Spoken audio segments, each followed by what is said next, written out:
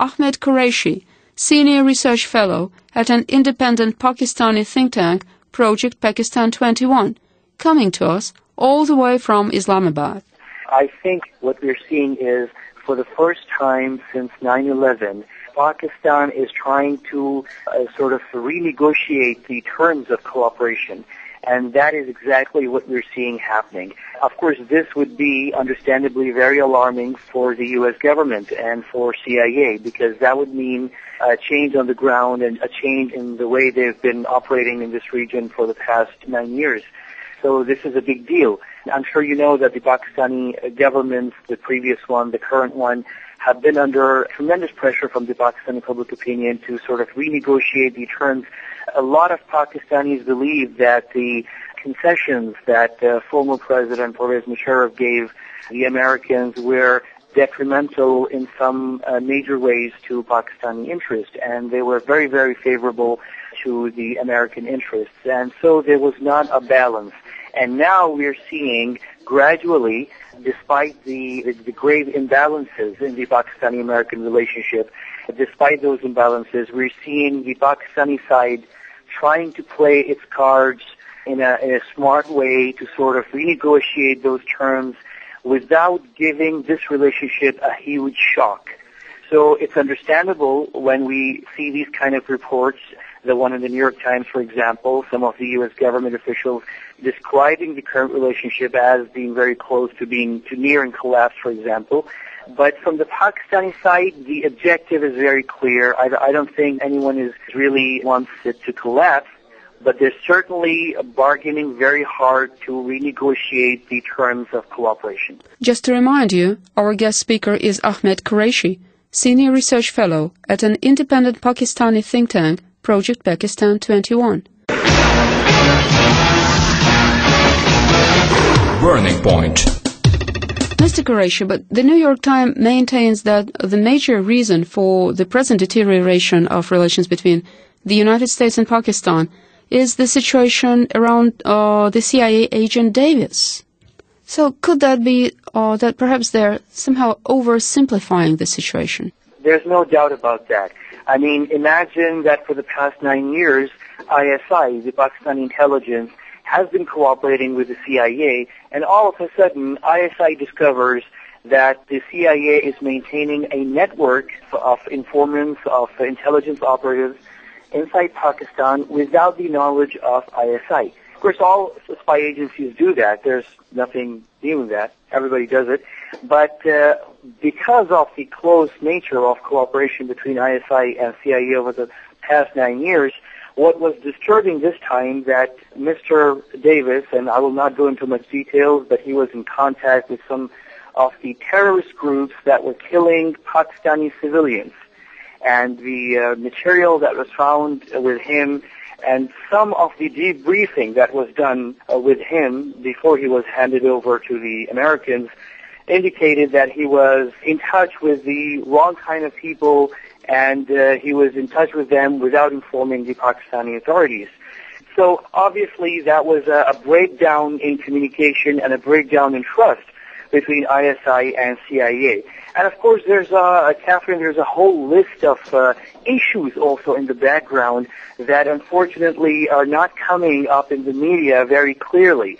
For example, Pakistanis have certain grievances with regards to CIA that go beyond, for example, just the question of the drone attacks. There's much more. There's the question of the fact that some of the terrorists who are conducting terrorist and separatist insurgent activities in southwestern Pakistan, in the province of Balochistan, have a very, very good safe haven in American-controlled Afghanistan. So this is a bone of contention. Pakistanis are asking, why is it that a territory that is under control of the United States has become a safe haven for terrorists or insurgents who are waging an insurgency inside Pakistan? So this is a bone of contention. It also gives rise to certain conspiracy theories. Is it possible that there are some rogue elements within the CIA who are sort of punishing the ISI or the Pakistani military for not fully cooperating in Afghanistan? That's a theory. There are other questions also. Some of the members of the so-called Pakistani Taliban who were evicted by the Pakistani military from Sawat in the Sawat operation also took refuge in Afghanistan. So questions were raised here. How did they manage to cross over into Afghanistan and find safe havens there? Where are NATO forces? Where are American forces? Where is the Afghan National Army? If Pakistan is asked to control the Afghan Taliban who come into Pakistan, then why is it that we don't receive a reciprocal cooperation from the other side, from the international forces on the Afghan side? So these are really major issues that go much beyond just the question of Raymond Davis, just the question of Americans running parallel intelligence networks inside Pakistan without informing the ISI despite the close cooperation, and also go beyond the fact that they're, drone attacks and all. And let me just conclude by saying that the last drone attack that resulted in the murder of 40-plus innocent civilians was a clear case of somebody somewhere in the CIA in Afghanistan actually conducting that particular attack. It appeared to be more of a sort of a revenge, really, than anything else. There was no real intelligence of any Al-Qaeda operatives or senior high-value targets in that attack. It just seemed very inexplicable that the CIA would attack a gathering of civilians that would fire back on the Pakistani government and would increase the insurgency in Pakistan's tribal belt. Just to remind you, our guest speaker is Ahmed Qureshi, Senior Research Fellow at an independent Pakistani think tank, Project Pakistan 21. This is the Voice of Russia.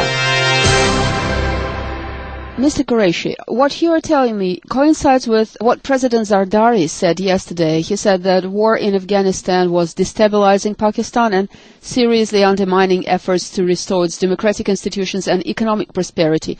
But he also added that more and more people now start to think that there is no military solution in Afghanistan. But what is the American stance? I think the Americans are slowly and gradually, by the force of ground realities, will have to come around to this fact. Already, of course, there's a huge debate in Washington on this. The reason that there is debate is because the ground realities have proven this theory, what the Pakistani president has said, what you just quoted. It is increasingly clear now that Afghanistan is a mess. I mean, I was just reading an assessment a few minutes back where some analyst was saying that the NATO is embarking on an expanded mission in Libya, for example, and they're studying various options for Libya, whereas their mission in Afghanistan is a complete failure. In 9 years, they have a country that is not under their complete control, and it's a complete mess.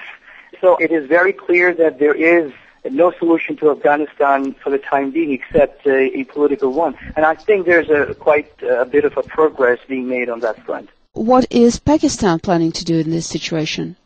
It's quite clear that the Pakistani strategy is pushing toward a political reconciliation in Afghanistan. Pakistan is trying to show its good intention. One sign of that came last week when Pakistan announced that it would not even object if India participated in some of the reconciliation efforts in Afghanistan, which is a huge change in the Pakistani position. Pakistan basically wants to say this, that, listen, we have no bad intentions toward Afghanistan. We are willing to cooperate with all the parties concerned. Our foremost priority is stability in Afghanistan, and for that, we have no problem if even India joins the effort. So for the first time, as you know, India would be also joining the efforts that Turkey is spearheading with regards to reconciliation inside Afghanistan, and India would be participating in these meetings that would take place in the next few days. So this is a major change in the Pakistani position. Pakistanis basically want to also convince and show the skeptical elements in the Washington establishment that we are willing to cooperate. And if you draw down troops and if you get out of Afghanistan, if you begin your withdrawal, this will not mean necessarily a return to the situation that we saw in Afghanistan back in the 1990s when the Taliban emerged and there were different various warlords and different parts of Afghanistan were under the control of different factions. That should not really happen. And all the theories about Pakistan waiting out on the Americans and waiting for a withdrawal so that it could restart its great game in Afghanistan and start playing the same old game through proxies is not true. And the biggest sign of that, as I said again, Pakistan is giving is that we have never been on the same page with India with regards to Afghanistan, but we are more than happy to cooperate. And of course, the Pakistani diplomacy have also opened new avenues of cooperation with Russia as well with regards to Afghanistan. Russia has an important role to play, and Pakistani diplomats now seem to be increasingly hopeful that the Russians would also be playing their role to stabilize Afghanistan, and they have a role to play. So it's really now a collective game, and hopefully this would reduce some of the mutual suspicions that various players had about each other with regards to Afghanistan. That's, in essence, the Pakistani strategy.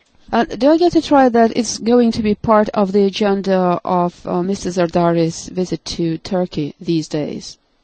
Actually, the unsaid words about this visit actually have to do with the reconciliation effort in Afghanistan. Turkey is playing a major role. Over the past few months, there was a consensus between various countries with regards to Afghanistan that we need to find a country that could play the role of a neutral player where everybody could trust.